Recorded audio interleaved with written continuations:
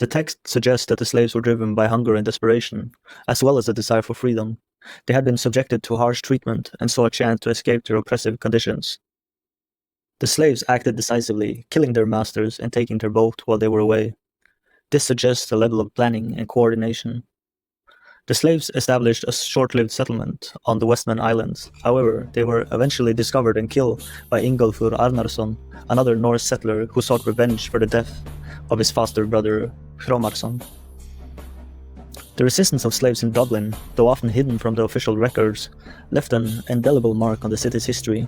Their struggles, their defiance, and their yearning for freedom serve as a powerful reminder of the human cost of slavery and the enduring strength of the human spirit.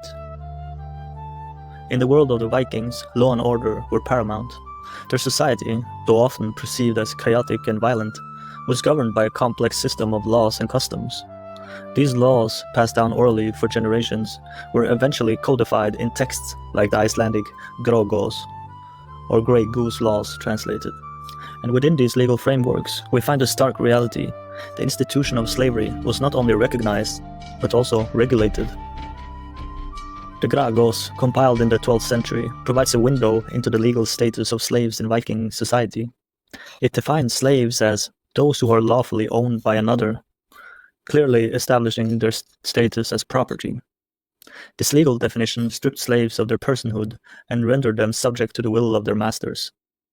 Slaves were considered chattels, much like livestock or land. They could be bought, sold, inherited, or given as gifts.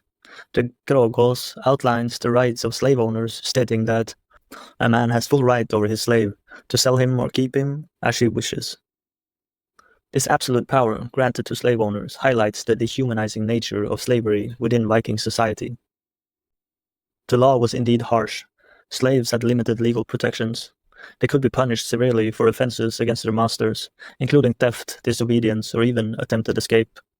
The Grógós details various punishments, stating that if a slave steals from his master, he shall be punished according to the value of the stolen goods, even unto death.